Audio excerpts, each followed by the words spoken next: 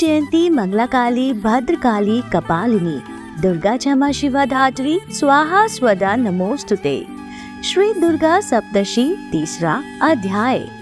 महर्षि मेघा ने कहा, महिषासुर की सेना नष्ट होते देखकर उस सेना का सेनापति चिचुर क्रोध में भर गया। देवी के साथ युद्ध करने के लिए वो आगे बढ़ा। वह देवी उस पर इस प्रकार वाणों की वर्षा करने लगी मानो सेमरू पर्वत पानी की धार बरसा रहा हो। उस प्रकार देवी ने अपने वाणों से उनके वाणों को काट डाला, उनके घोड़ों और सारथी को मार दिया। साथ ही साथ उनके धनुष और उनकी अत्यंत ऊंची ध्वजा को भी काटकर नीचे गिरा दिया। उसका धनुष कट जाने के पश्चात उसके शरीर के अंगों को भी अपने वाणों से बांध दिया। धनुष, घोड़ों और सारथी के नष्ट हो जाने पर भी असुर ढाल और तलवार लेकर देवी की तरफ आया।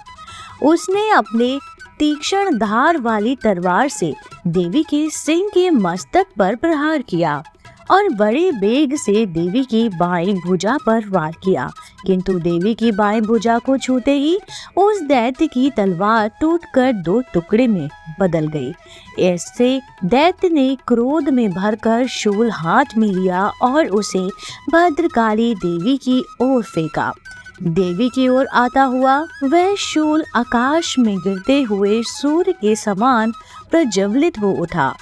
उस शूल को अपनी ओर आते हुए देखकर देवी ने भी शूल छोड़ा और महाअसुर के शूल के 2 यानी कि 100 टुकड़े कर डाले और साथ ही महाअसुर के प्राण भी हर लिए।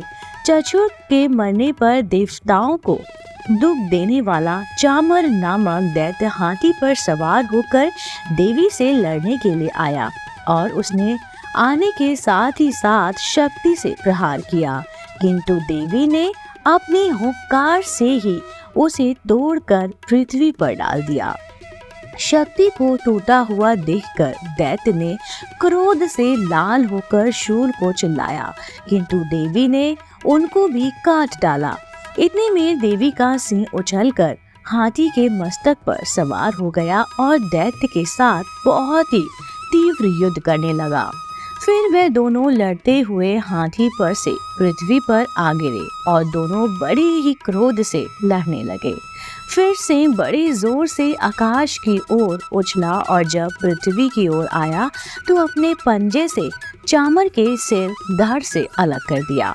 क्रोध से भरी हुई देवी ने शिला और वृक्ष आदि की चोटों से उद्रक को भी मार दिया। कराल के दांतों, मुक्कों और थप्पड़ों से चूर कर डाले। क्रोध हुए देवी ने गदा के प्रहार से उदंत दैत्य को मार गिराया। भिद्रीपाल से वाष्पकल को बाणों से ताम्र अंधक को मौत के घाट उतार डाला। तीनों नेत्रों वाली परमेश्वरी ने त्रिशूल से उग्रासय, उग्रवीर और महाहनु नामक राक्षसों को मार गिराया।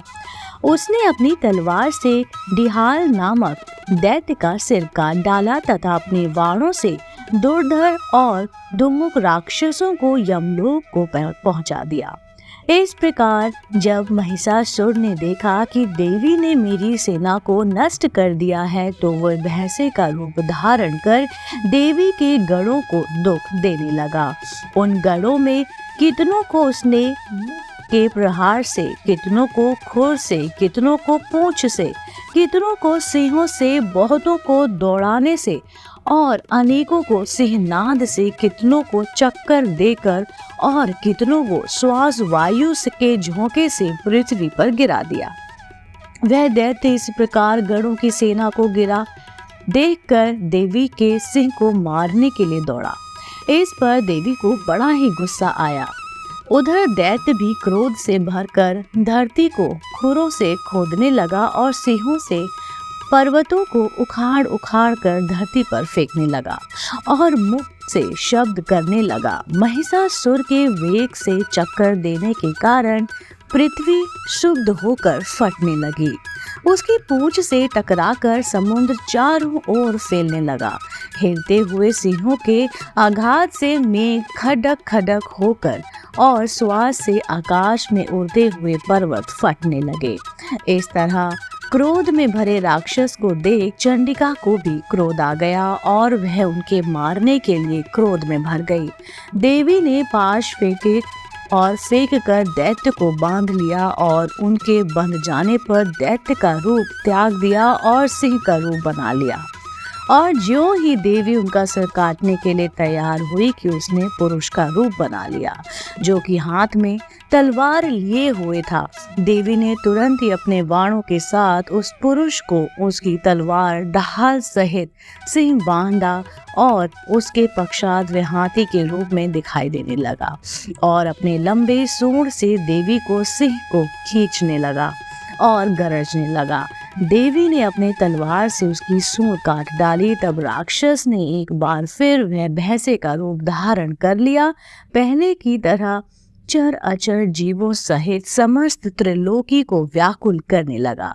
इसके पश्चात क्रोध में भरी हुई देवी बारंबार उत्तम मधु का नाम लेकर उसको पुकारने लगी और बारंबार उत्तम मधु का पान करने लगी और लाल लाल नेत्र करके हंसने लगी।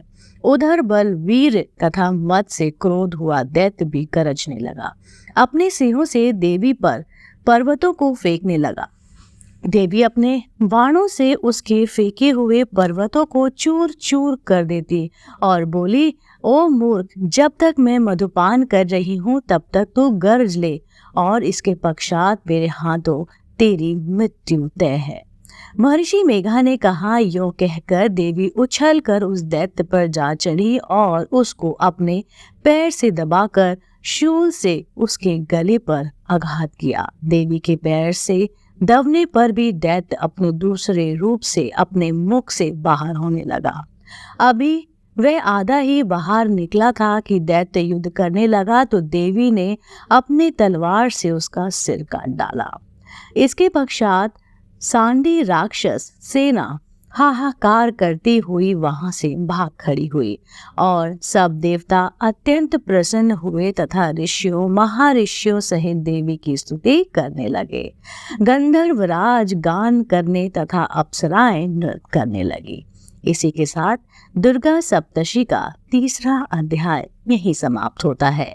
उम्मीद करती हूँ आगे का अध्याय आप सुनने के लिए, देखने के लिए मेरे चैनल आध्यात्मिक कहानियों को जरूर सब्सक्राइब करेंगे, जिससे मेरे द्वारा अपलोड की गई वीडियो आप तक सबसे पहले पहुँचे। आप देख रहे थे आपका अपना पसंदीदा YouTube चैनल आध्यात्मिक कहानियाँ।